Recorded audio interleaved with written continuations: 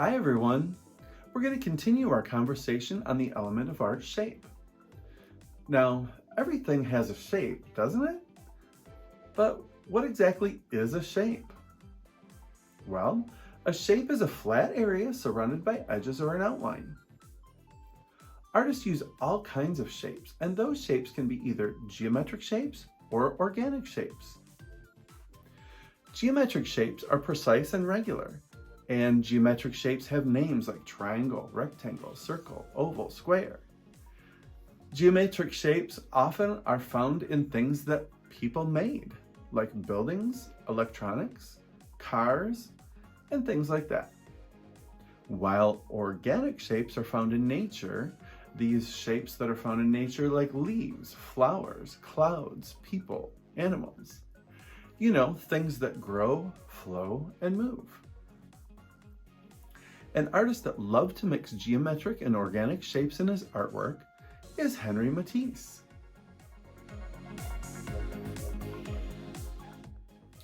In the last few decades of his art career, he developed a new form of art making called the paper cutout.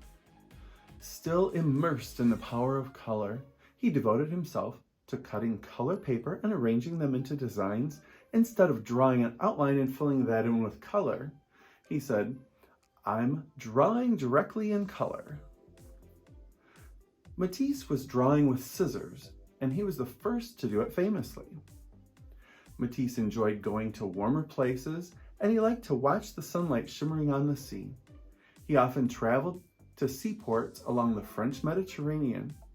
He visited Italy, North Africa, and Tahiti. His artwork, Beasts of the Sea, is a memory of his visits to the South Seas. In this work of art, Matisse first mixed paint to capture all of the brilliant colors of the ocean.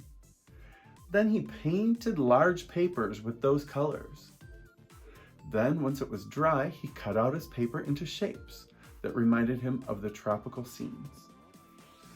Lastly, he arranged these shapes vertically over rectangles of yellows, greens, and purples to suggest the watery depths of the undersea world. Let's take a closer look at the artwork Beasts of the Sea by Henri Matisse.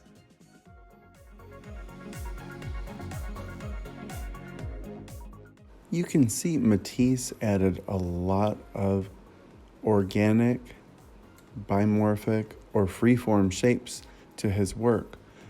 But did you notice the geometric shapes in the background? What shapes do you recognize in Beasts of the Sea? Can you find shapes that remind you of a playful fish? A floating seahorse? Spiral shells? How about waving seaweed or curvy coral? What about geometric shapes like squares, rectangles, and triangles?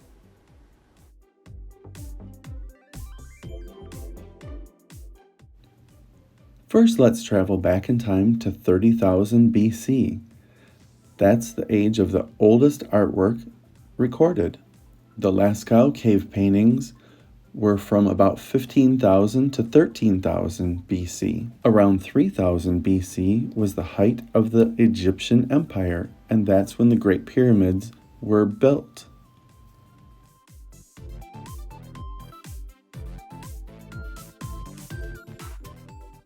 As we fast forward through the timeline, keep in mind that people were communicating with art and pictures this whole time. Written and spoken languages were different all over the globe, depending on the time frame, the ruler in charge, and the region.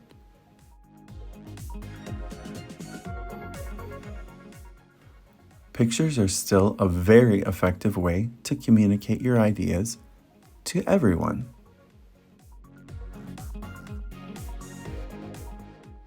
So now that we've taken a look at a very famous artwork, Beasts of the Sea by Henri Matisse, let's take a look and see if we can see shapes in artwork throughout history.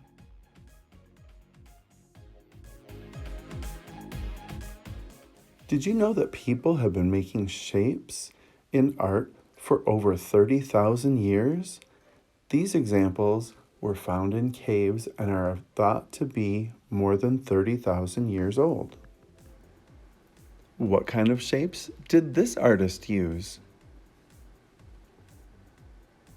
That's right, these are organic shapes.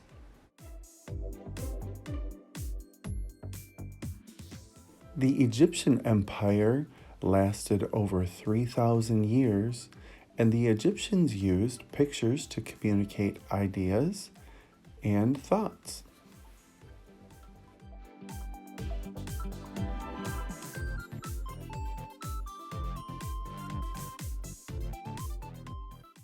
It turns out using shapes is a very effective way to communicate with people.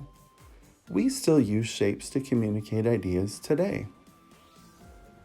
A lot of these shapes are a combination of geometric and organic shapes.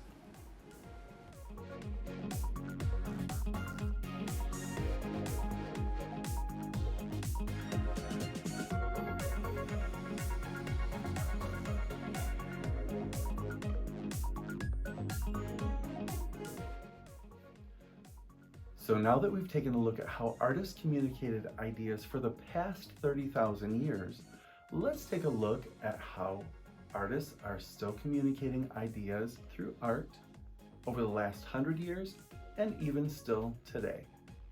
Let's take a look.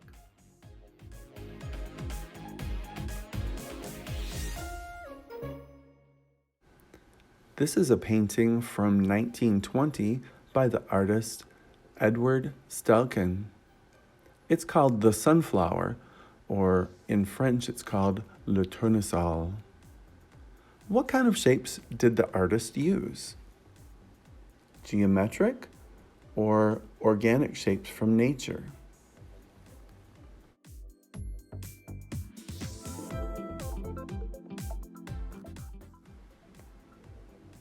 That's right. He used mostly geometric shapes. This next painting is by a very famous artist, but you might not have ever seen this painting before. Can you guess who's the artist? I'll just tell you. It's Vincent van Gogh. He painted these roses in 1890. What kind of shapes did Vincent van Gogh use to paint these roses?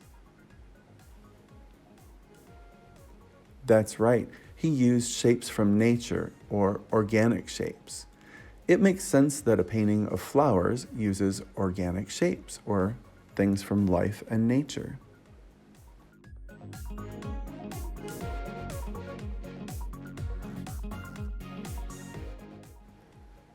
This is a painting from an artist that we've been talking about earlier in this shapes video.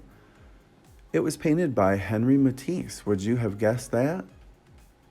This one was painted early in his career in 1940, and it's called Woman Seated in an Armchair.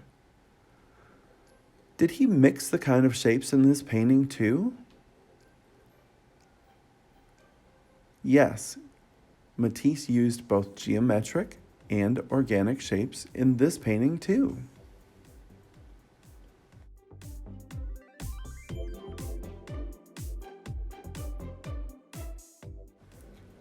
This artwork is by a contemporary artist, Thank You X. A contemporary artist is an artist that's still alive. What kind of shapes did Thank You X use to create this artwork? Do you see geometric shapes? Do you see organic shapes? Which one did you see first? Organic shapes or geometric shapes? This next painting is a portrait, which is a picture of a person, by artist Amy Sherald. Do you recognize the lady in the portrait? Did you find the geometric shapes in this portrait?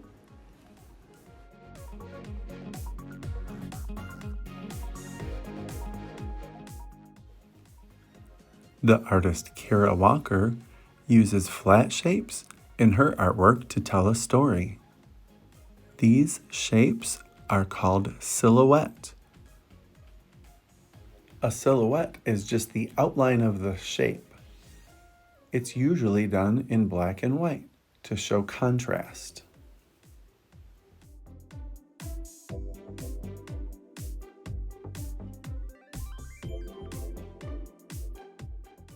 Now that we've seen how some artists have used shapes to tell a story, take some time and draw your own story using shapes.